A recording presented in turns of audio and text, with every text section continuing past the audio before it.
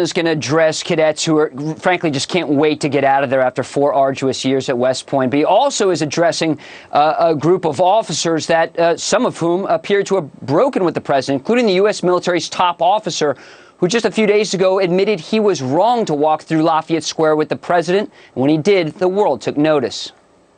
I should not have been there. My presence in that moment and in that environment created a perception of the military involved in domestic politics. As a commissioned uniformed officer, it was a mistake that I have learned from.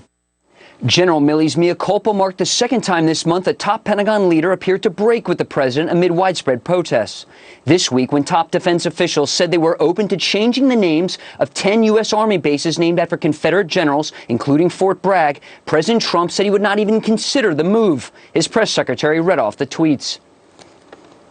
These monumental and very powerful bases have become part of a great American heritage and a history of winning, victory, and freedom.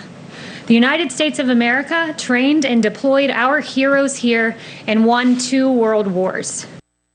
As many as 5,000 National Guard troops deployed to the nation's capital, about the same number of U.S. troops currently deployed to Iraq right now. Defense Secretary Esper chose the Guard over using active duty forces.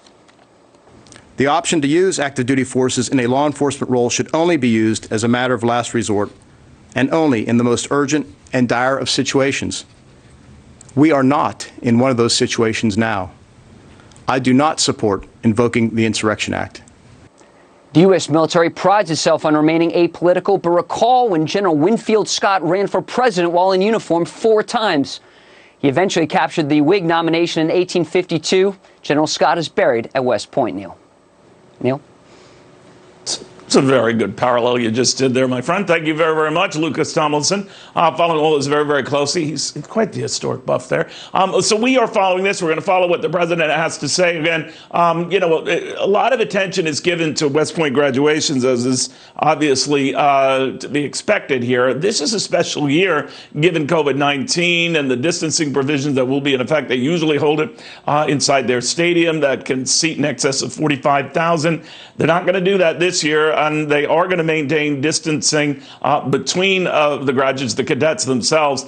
Parents and family members would have to take all this in virtually. They will not be on that field with their sons and daughters. But it comes at a time when the president and that military relationship has gotten somewhat frayed a little bit.